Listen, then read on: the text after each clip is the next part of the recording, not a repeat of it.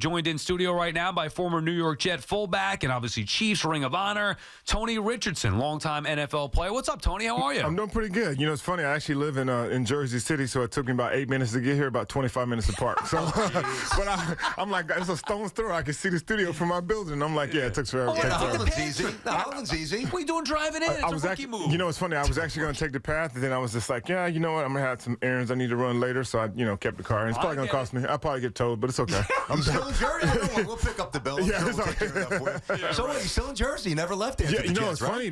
When I was playing, I actually lived in Long Island City. Okay. And all the boys used to be like, "You idiot! Why would you live?" Yeah, that's because when we first came in, to go through the city. Yeah, but you know what it was? It was like I was at the tail end of my career. I think I was in year 14. And I was like, okay, every place I played, when Dallas, I lived in the suburbs. When I was in Kansas City, I lived in the suburbs. When I was in Minnesota suburbs, I'm like, man, I'm in the big city. I want to live in Manhattan. And the organization was like, nah, you can't live in the city. They actually said you're not allowed to? Yeah, they just didn't. I mean, I had Mangini. So,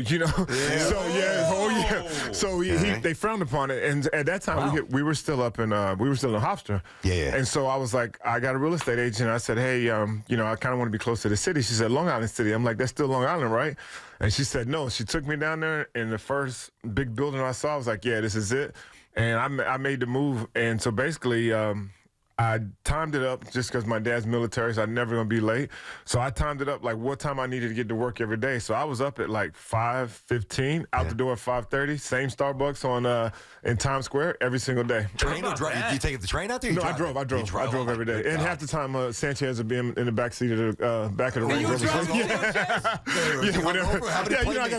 had to take care of my rookie, man. But half the time when he was in Manhattan, he was like, dude, just come to the house. And I got him to work every day. Well, that's awesome. Listen, I mean, it's dark around here now with both of these teams. Hopefully, Dart's going to give a little pop for the G-Man, and hopefully the AG is going to get it going for the Jets here. But you were here 08, 09, and 10. Yep. You mentioned Mangini, 9 wins, then 9 wins. Last year, I think you guys won 11 and 5. So you were here during some fun Jet times. It's the exact opposite of right now. It stinks. Yeah, it was amazing. And, we were actually pretty good. So with Mangini, obviously, when Favre got hurt and things of that nature. But then Rex came in, and kind of what the Giants are going through now, you start a young quarterback. And Mark was ready to play. I mean, the good thing for us is we had so much veteran leadership. You look at, Damian Woody, you look at Mangold, you look at, just across the board. Faneca. Yeah, exactly. Yep. So, we came in, and Rex was the perfect coach for me at that point in my career. Like, I was at a tail end of my career. He really leaned on a lot of the veterans for leadership. And, it was the best years ever. I was like, wow, we're flying planes around the Empire State Building. We named the city Revis Island, and Revis was my roommate. So it was, we had a good time. What do you think of Sauce Gardner, being that Revis was your roommate, like an actual shutdown corner? What do you think of Sauce Gardner, who I think is overrated? I'm not going to necessarily say he's overrated, but I look at Revis, and literally we would start our meetings in the morning, and Rex, no joke, Rex would come in. He'd say, okay, guys, Revis, you got this guy, break it up. That was it. Like Calvin Johnson. That was whoever it was. He'd come, he would come in the meeting, and literally it'd be like a Wednesday meeting, our big meeting. We're like, okay, we got to do game prep, and Rex would turn on the screen, and he'd point out the star receiver, whoever it is. He said, Revis, you got this guy, okay, break up. And that was it. So, and you think Rex about putting a lot of work in there. You think about it, if you get a corner that, and I played with some great corners in Kansas City. I had I had Dale Carter, I had James Hasty. Minnesota, I had Antoine Whitfield. So I played with some serious corners. Obviously with the Cowboys, I was a young whippersnapper, but they had some serious corners. But when you play with a corner who could take pretty much half the field away, everything else is gravy. So Rex was like, he didn't really tell us this, but if we didn't turn the football over, Revis is going to shut everyone else down. We stopped the run. We're going to win football game. Well, explain this, Tony. So, because I'm with Sal, and I came to this opinion more recently than Sal. I do think Sauce is overrated here. Yeah. He's gotten paid a ton of money. He never makes any plays. I mean, I know he's not giving up 9 catches every week, but he's never turning you over. He's a horrible tackler. He's about 175 pounds. What made Revis so different than somebody like Gardner? What is the difference? It's funny because when I first met Revis, like I said, I was here during the holdout, and Rex would come in during Hard Knocks. It's like, is Revis in here? I'm like, nope, Rex, he didn't show up. But the thing about it was, if you looked at Revis, if you looked at him, you wouldn't think that he had that type of skill and ability, but he was so patient. I'll tell you this funny story. So one time, I'm out there, we call Shotty called motion right. So I had a motion outside, and I was like, all right, Revis, I got you. So I'm out there lined up on him. He hit me so hard with his inside hand in my chest as a fullback and almost knocked me down. I was like, this dude is so strong. But the thing about Revis was he was never out of position. He studied the game. he had a notebook. He was always writing. And so he never got out of position. So it wasn't like Revis was going to go out and run a 4-1, 4-2, 4-3, but he was fast enough.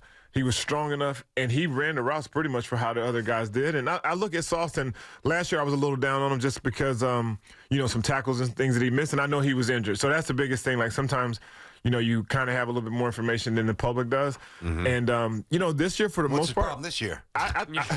Well, everything's glaring. When you're 0-3, like you could point everybody like, Aaron Glenn should be dancing. You know what I mean? If we're 3-0, well, the Jets, I shouldn't say we because I'm still a homer. No, we can say but if the Jets are 3-0, they're not talking about, you're not talking about Sauce. I think everything they say winning is the best perfume, and you kind of overlook a lot of things. The catch, I guess the one-head catch that the kid made, the rookie made on Sauce. Yeah, I mean, that's pretty much incredible. I think Sauce is doing a pretty good job. I saw a different mentality when I went out to training camps. I'm fortunate to, still be able to go and watch practice. And so I saw a different mentality from Sauce. I think, and the thing about it, when the contract is so high, I mean, that's a lot of money. You know what I mean? Like, I mean, he made more than my whole lifetime. I played 17 years, and I'm not even nowhere. I'm not even a decimal where he's at right now. But, when you have that type of money and you're in New York City, it's like you got to produce. And you want to see, like you said, you want to see the pick sixes. You want to see the strip fumbles. You want to see all those different things. And I think he has all of the ability to do it. But it's funny, one of those things, I was on the executive committee that helped negotiate some of these CBAs, and guys are getting paid. I mean, you think what the salary cap is going to be next year? I mean, we're going to have quarterbacks making $75 million a year. I mean, that's absurd. It's crazy. I mean, a year, $75 million? And it probably next year or the year after, quarterbacks be making $75 million a year. I mean, quarterbacks are already making $50 now. Yeah, right. Some of them are, sure. And so basically what happened is I guess it was the last year in the league, I was on the executive committee. So Dominic Foxworth was our president. Jeff Saturday, Drew Brees, Vrabel, all these guys. And so what we did, and we had to sit across from the tables from the owners, and that's when they really let you know how they feel about you. But, one of those things, we were like, okay, here's the salary cap, but you guys aren't spending. So we put a floor and said that they had to spend up to this amount, because you got some organizations want to be cheap and they're just like not going to spend in baseball, sure. Yeah, they just don't want to spend the money. So now they're forced to spend it. So all of a sudden you look up and you're like, here's a third string offensive lineman making $20 million a year. You're like, where the hell did he come from? You know what I mean? And that's kind of what happens, is because now teams have to spend the money. So when they spread it around, the number one guy they're going to take care of is your quarterback. And then the next guy's going to be your defensive back and your wide receiver. I mean, receivers are going to be making $40 million this year. I mean, it's pretty much there now. And I like it. I'm never going to be the old man sitting on the porch like, man, you know what? Back in my day, fullbacks made this, because I want to see our guys prosper and I want to see, guys make money. But in the same sense, it's like when you make that type of money and that type of coin, especially in New York City, it's glaring, and it's the lights are bright, and you got to be able to live up to it. BT and Sal on the fan. Tony Richardson in studio with us here. You mentioned Aaron Glenn. Yep. What do you think so far from Aaron Glenn? There was a lot made of his dance on the sideline. Yep. Whatever, you could give your thoughts on that, but just overall where the Jets are at 3 weeks into the Aaron Glenn regime. Yeah, so your little backstory. So Aaron, AG, as I call him, we actually played in the Senior Bowl together. It's kind of telling how old I am that all my buddies are now, head coaches. But so I've been on AG since, I guess, when I first came in the National Football League. Obviously, I was undrafted. He was a first-round draft choice. But we always kept in contact. Just we had a lot of mutual friends and things of that nature. So I kind of, when I was just, still working with the organization and doing different things, I would always see AG, studying film and doing different things like that. Like, you can tell he was prepping for this position. And, it's New York City. So it's, you start 3-0. He's the greatest coach since Parcells. And you start 0-3, and everybody's ready to, get him out of here. I think the biggest thing is, week one, and I talked to, D. Woody. I talked to a lot of, former players, and that week one performance was the best performance I think I've seen in the last 10 years. Because normally when, and I'm with AG, I hate when people say the same old Jets, but normally when you see, it just didn't look like football over the last few years. You're like, man, every pass is a struggle. Is he going to catch it? Is he going to get sacked? To where the first game looked like NFL football, because that's the thing, man. I live right here in New York, and I still go to most all the Jets and Giants home games, and it really gets me upset when I'm like watching the games, and then I turn on the TV and like other teams are like, oh, you can run the ball for 6 yards. Oh, it's 3rd and 1. We're gonna get that. Where with the Jets, it was like every single play seemed like pulling teeth, and you just never felt like that you could win a football game. Where now I feel like, especially after that week one performance, week two. walked into a beehive. And then going into Tampa last week was a kind of a good indicator. So I think so far I would just say stay patient. Because we're quick to just like, okay, we need to bench the quarterback. Well, he was kind of benched because he's hurt. I'm not sure if he's back this week or not. It looks like he's going to be back. Okay. He's back on the practice field today, yeah. And then everybody wants to, fire the head coach. And so I'm just like, because it's going to take a while. It's not, if the Jets were in any other market, people were like, okay, give him a year, give him 2 years, give him 3. New York City, you lose 3 games. They're like, man, this guy's a bum. He needs to get him out of here. But I really believe in what he's doing. When I get out to training camp practice and I'm driving in the first thing in the morning to do like a morning appearance or something like that, AG's out walking, and I just roll down the window and I just talk to him for a quick second, and you can just tell he's about business, he's about focus. When I'm watching practice, it's a different vibe. Like there's no like messing around. Like guys are running to the ball, guys are helping each other, guys correcting each other, and things of that nature. So I really feel it's just going to take a little bit of time, and we just got to have patience. Because think about it, technically, without the first fumble in week 1 and 60-yard field goal. Yeah, all of that stuff. Yeah, think about that. And then you just could easily be 2-1, but they're not. They're 0-3. Yep. And they're going to walk into a beehive on Monday night because the Dolphins they're trying to. My brother lives in Miramar, already asking me for tickets. He's a Dolphins fan. I'm like, dude, I was like, yeah, if I get you tickets, I'm going to put you in the nosebleed. But that Miami game is going to be tough. I don't know what to expect from Miami. Miami's either quitting or Miami's all going to come together and give their best effort of the season. We'll find out, obviously, pretty soon. But the thing about Aaron, I want to get something on Jaxson Dart as well, obviously. All the noise that comes with being the Jets head coach, you can't control it. And that goes with the Giants as well. But the tortured fan base, the history, all the fake spike, the fumble, the Gastineau late hit, like all these things kind of pile up and they can swallow up a weaker man. Yep. I think Aaron Glenn's greatest asset is his inner strength. So I think that he's prepared to deal with all that noise and plow forward. Yeah, it's funny. Like I said, when I lived in Long Island City, I lived directly across the street from the firehouse, and it was amazing. Like I'm talking about every single day. I'm walking my dog in the street, firefighters outside. Hey, how the Jets going to do today? Like, most of the firefighters and police officers are the true fans every single day, and I get it because I'm like, when Aaron Rodgers came here, I was like, okay, Roland, you can't make that up. You cannot make up the franchise quarterback, the 4th play of the game. Like it literally felt like an axe just hit all the Jet fans right across the back of the neck. And I was at the game and it just felt like the air came out of it. I'm sitting there like, and I'm never going to say a team's curse, never going to say the same old Jets, but I'm just like, you can't, this many bad things cannot happen in one franchise. And I just think, like you said, I think Aaron Glenn is built for it. He's a faith-based man. He is a great family man. But also I think he can relate to the guys. Like I know a lot of people give him a hard time about the dance. I know the players like that kind of stuff. He can move still. You knew he had those moves in him. Hey, listen, man, if I did that right now, boy, I would pop everything. I'm 2 kneecaps, Achilles, and back. I'm like, dang, AG still got it. But, I kind of like that enthusiasm because if you think about it, when Salah was in San Francisco and, greeting the guys on the sideline, doing all this kind of thing, it was like, we need a fiery guy like that. We need a fire. New York crushed him. Like, New York took the soul out of him. It was like... Yeah, but he led us. That's on him, man. No, I get it, but I'm just like... I'm sitting there like watching. I'm like, man, somebody please get that mic away from him. It's It was tough, man. It was like, and I'd go to... And I'd see him, and he looked like... when they say when a president comes into office, how much they age, it looked like it took years off of his life, being here in New York. But, that's a beautiful thing, and it's like... And people always say, like, man, every time I'm looking at your Twitter or Instagram, you're doing so many things for the Jets. The fact that I played here for 3 years and we had success for 2, I get more love in New York because we did it. Like, we were 2 AFC championship, went to 2 AFC championship games more than I do in Kansas City with my name in the arena. And it's amazing just because I think people respect. And New York's not for everyone. I think all athletes say that. And if you have thin skin, you can't make it here because you're going to get torn down. Like, and that's part of it. And that's what you want to. You want to be able to do it on the biggest stage. You want to, when the lights are the brightest, you got to show up. And if you don't, and I think Aaron Glenn is ready for this. And I think and I know sometimes it makes people mad because, he's taking on the Parcells kind of, I'm not going to tell you anything. I'm not going to talk to you. I'm not giving you information.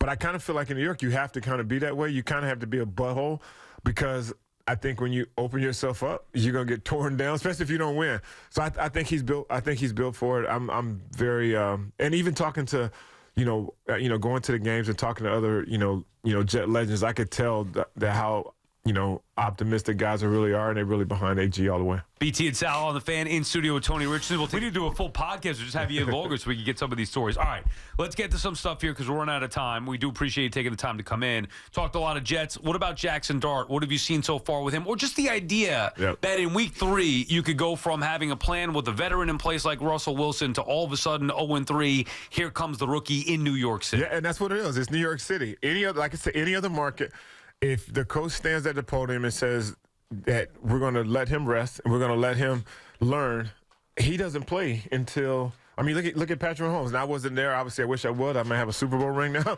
But we look at Mahomes. Like, Mahomes, I was hearing different things coming out of the building about – because I still have my house in Kansas City, but I was hearing different things about, about this kid Mahomes. But yet still they kept him on the sideline. And he didn't play until, I guess, going into the playoffs. So I think there's something said to let a young player – develop, at least sit and learn. But I think the key thing right now is, like, if you don't have a running game, you could put John Elway out there as a rookie. It's just like you have to be able to run the football. And I know Daboll, he was with me when I was with the Jets with Rex. And so I know him. But the thing about it is, like, man, I'm not sure. I don't know. You put that kid out there against the Chargers in New York City, I think he's, obviously been in the SEC. I got a chance to watch him play quite a bit.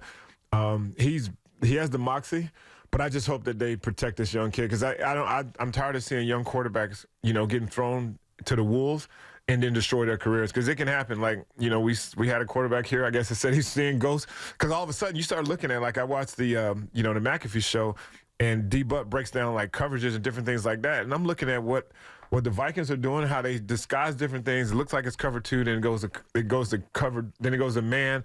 It looks like zone blitz and all that stuff. Like a young quarterback, you got to be careful. So, I think Giant fans are going to be, pretty happy with him. Obviously, they were booing, Russ, but I think, I just want to just pump the brakes, and I pray the kid gets out of there alive because that's going to be tough, man. He's got a lot of confidence. Yeah, he does. It doesn't seem like it's fake manufactured. No. This kid seems like he's got some big ones, and he's ready. Yeah, and you have to. And that's the thing. And that's the thing I used to tell Sanchez. I'm like, bro, there's only 2 of you here in New York. Obviously, we don't count Buffalo. But here in New York City, I'm like, this is the main stage. And Sanchez was ready for it. Good-looking kid. He was able to deal with it. He was so goofy. I think sometimes Sanchez didn't know what was going on. But I think, like, it's one of those things that you're going to have to face the music every single day. And if you play well, they're going to love you. And if he struggles, they're going to be like, this dude's a bust. And I don't want to see a young kid, fall by the wayside. Yeah, but I thought, and I can't wait to watch Jackson play, but I thought the sequence inside the 5-yard line the other night, it was just unbelievable. It's tough to justify to the rest of the locker room. Yeah, we're going to run this guy back out there when he's throwing the ball in the stands, not wanting to take a hit. Yeah. So do you think that was the final straw? Like, I don't think they want to do this that early, but it was so bad, the film, that you almost had to. Yeah, I didn't quite understand that as well. I'm at home watching it. I'm just like, if anything, throw a pick. You know what I mean? Like, throw it in there. Give your receivers. You got great receivers. Give them a chance to make a play. But I was thinking, and a lot of my friends are Giants fans, and I was thinking that you might go with Jameis now. I said the same thing. And that's the biggest thing is, like, he's built for it. Like, Jameis is going to go out and throw for 400 yards, and he might throw 400 interceptions. Yeah. But, the thing, I think he's built for it. He's mature enough. He's been in different markets. And I thought that, okay, because you can still have your plan.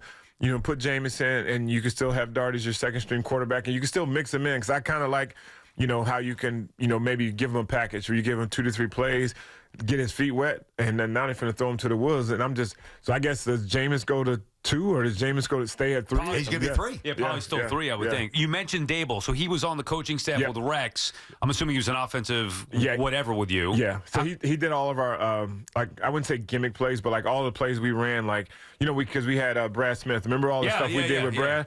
He Wildcat. He was so, and that's when I loved him. And it's interesting because, it was 2 guys that I knew they were going to be head coaches, and one was Kevin O'Connell. Because remember, Kevin O'Connell I sat behind him and Mark. Well, one, I had to keep kicking Mark's seat to make sure he was awake. Oh.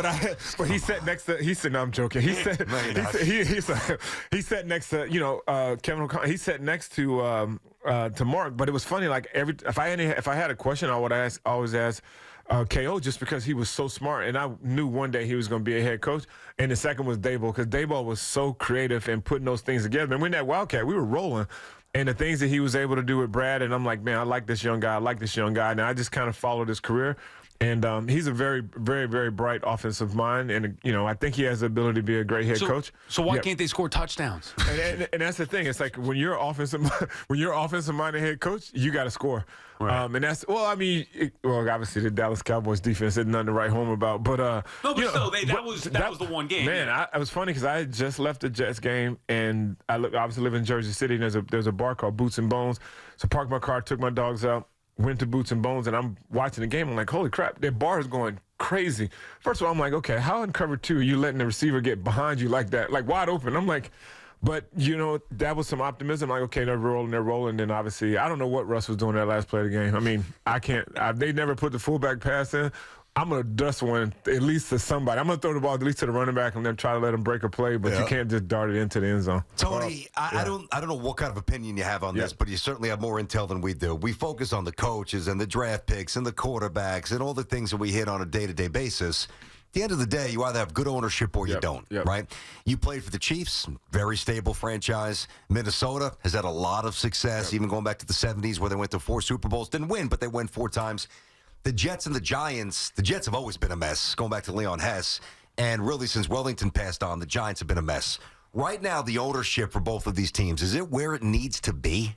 I think it is. It's kind of difficult to, point at the front office especially when they give the keys to the car. And I think that's the biggest thing is like, you don't see either owner getting in the way of like contract negotiations or Well, we're not like you're not trading part. You're not I can't wait till Sunday night. I'm not watching any football except against the Packers and the Cowboys. But it's those kind of things. So it's like Woody's not out doing press conferences and all those different kind of things. And I really believe that Woody wants to win, and that's the biggest thing. I get a chance to talk to him quite a bit on the sideline. I talk to Chris, his brother, and they want so bad to win. And I just think sometimes, and I think decisions are made, and I live here, so my thing is like every year you sign a new head coach, and it's like about mid-season of the first season or second season, they're ready to run him out of town. Mm-hmm. And I think the pressure sometimes gets to some of the owners, just because you're human nature. This thing here, everybody carries around. It's like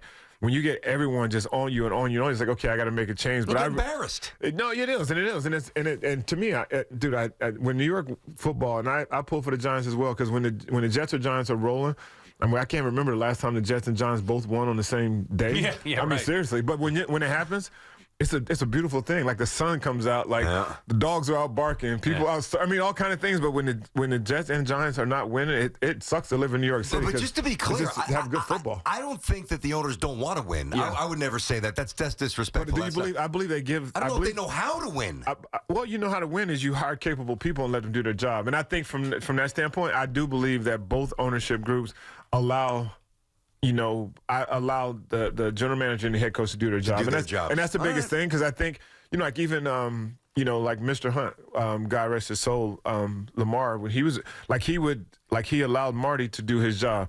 And we had some tough times. We had I can't remember how many seasons we went, 13-3, bye in the first round and we lose. Yeah, I remember those well. And that used to crush us. But and that was the biggest thing. I was so happy when the Chiefs won a Super Bowl, just because the trophy that the Hunt name, they bear the name on the trophy, the AFC and to be trophy. able to present that, to Clark at that particular time was probably one of the greatest moments of my life, to be at the stadium when that happened. And I think that and I even think with Clark, I think he allowed the new regime to come in. You bring in Andy Reid and you let him do his job. Because I don't think that the Mahomes pick wasn't a sex. I promise I didn't even know who. I knew who Patrick Mahomes was. No one knew that he was going to turn out to be this great of a quarterback. And I, to be honest, I really believe if Mahomes went anywhere else, if he came to New York, he probably would. He might not be in the league now. He'd be finished by now. No, seriously, that's the problem. No, it's one of those things. It's like, because I've been in so many quarterback meetings. I used to literally just love sitting in the quarterback meeting room, just because I learned so much. But you would never allow a quarterback to roll right and throw the ball all the way. He would get yanked out of the starting lineup so quick. But the fact that Andy just says, you know what, let this kid be him and let him do his thing, like anywhere else, like any other market, he would have been on the bench. And I think sometimes, it New York has a way of not necessarily. It can crush you, and I do believe to answer your question. And long, I love talking, so you guys can tell. But I do believe that both. I believe both ownerships allow the general manager and the head coach to do their job, and that's all you really want. Okay. Because I don't. You're not going to see Mr. Mayor out doing press conferences outside the locker room. You're not going to see him, having fans coming to watch. All that kind of crazy. But it doesn't mean they're not doing stuff behind the scenes. I don't want to belabor, but it doesn't mean they're not doing stuff behind the scenes. Whether it's Daniel Jones's contract or maybe weighing in with opinions. Well, you think about it, and we saw this front page of the Hard Knocks. Do you think that he said, I won't be able to sleep if Saquon goes to the Eagles? So if he really had his hands in the cookie jar, he wouldn't be with the Eagles. He would not be with the Eagles. Obviously, I'm even sitting there like, you can't let him go. How about Daniel Jones? Same thing. Maybe force Daniel Jones on Daboll, and Jones couldn't have success here. Now he goes to Indianapolis and having success there. Yeah, and that's the same thing. And I think if Mr. Mayor was putting his hand in the cookie jar, neither one of those two things would have happened. Because I think a lot of times they would have probably sided with the player versus the coach. Because the coach, they're making a fraction of what the players are making. So I really believe both ownership groups definitely want to win, and I do believe they put both group head coach and general managers in position to win. All right, last one here quickly, and we do appreciate your time. No we got to go. The end of the show here, dude. You're like 6 degrees of separation for Tony Richardson in football is tremendous. You played 17 years. You played in all these great organizations. You alluded to it before. You didn't actually play with Dallas, but you were brought in. Yeah, I was there the whole year. I was there. You played with him or no? No. So my rookie year, I was an undrafted free agent, and so my rookie year was the year of the White House. So with the Cowboys, you missed out, man. That's a whole nother segment. That's a whole nother segment. You have any good Jerry Jones stories or anything? You know what's funny? I think I was so young. I was so young, and I didn't even. I knew who the ownership was. I talked more to Steven because. It's funny when draft day came around and we were 11-0 at Auburn, and so they had me in between like 3rd and 5th round pick. So all of a sudden, draft goes by, my name doesn't get called. So my agent is Pat Dye Jr. So Pat calls me up and I'm devastated. I'm like, man, what am I going to do? I'm undrafted. All my boys are getting drafted and all this. Gardner, William Floyd went 1st round. And I'm just like, wow, 1st round fullbacks. So my agent was like, hey, Tony, I think the best opportunity is to go to the Cowboys. And I'm like, I'm not the smartest guy in the world, but I do know they have Darrell Johnson. They have Tommy Agee, who's a backup to Moose. And he was an Auburn guy. And Derek had all these. I'm like, Pat, there's no way I'm going to make this team. So I got there, put my helmet on, mouthpiece. I'm knocking fire to every last single person on defense. They were the number 1 defense. Come on back-to-back Super Bowls. So they brought me in and they said, hey, we're going to put you on practice squad. So I was there the entire season. Practice squad. Yeah, I was on practice squad. You watched the Netflix series, I'm assuming? Yeah. So my main job, my rookie year, was to make sure that Emmett's helmet never touched the ground. I had to bring in breakfast sandwiches. Did go to the White House a few times. I gotta say, I did. I had to go. What do you mean? That's awesome. So the White House. So the book. How awesome was it? So the White House was. So basically, it was a. Not everyone. It's all documented. It was a house that the veteran players put in the rookie players' names just to have a place just to hang out. Unbelievable. Instead of going to clubs to get in trouble, you do it at the White House. Yeah, no drinking and driving. No, you turn on the TV, safe. You watch the sports, you play video games, nothing. That's all that was happening over there. Right, but it was all my buddies, so they put it in the young guys, names, and so that was a thing. Like we were like, okay, Wednesday night, what are you doing? We're gonna go to the Cowboys Sports Cafe. We're going to the White House. Like it was like when I tell you it was a 4-bedroom house, trophies on the wall. Furnished everything. Like you walked in there, and I wish I could have bought that house. I think the house was like $230,000. But back then that's right now the house is probably $4 million. I get it because it's in Valley Ranch. Yeah, I know, right by the facility. Right by the facility. Wow. And it was you literally thought someone lived there, and it was. Did we ever see Troy pop up? It seems no, Troy never showed up once. Troy, not once. Nah. Not the quarterback. Wow. Come on. No, you can't. He had his own crib. Exactly right. No, Troy was straight laced. His own White House. All right. We got to take a break here, Tony. We do appreciate your time. Yep. Tony Richardson, check him out. What are you doing now? Working with the NFL? Yeah, so my department's Legends Community. So Chad Pennington is our executive director, Leonard Wheeler. So our biggest mission, and this is a passion for mine, is making sure that when our guys leave the game of football, that transition period is smooth. And so I work with Jets and Giants, any player that's played 1 year or more, 1 contract or more, making sure, I call up guys like, hey, Victor Green, you qualify for free dinner. Okay, T. Rich, how much does it cost? Victor Green, you qualify for free dinner. Okay, what's the catch? And I'm like, no, it's free. Free eye care, free dinner. So I'm like Santa Claus. I'm always just updating guys about their, their 401k. Victor was a hitter. Yeah, I was at his golf tournament the other day. So Vic's one of my good friends. He's a good man. Awesome. All right, well, you stay in touch with the show, friend of the show. Whenever you want to come in, talk I'm right some here. football. I'm in Jersey City. Well, there you go. We'll go hang out at Boots and Bones one of these nights. Yeah, let's do it. BT and Sal, the Fan. Quick break. We'll come back and finish it up on the other side.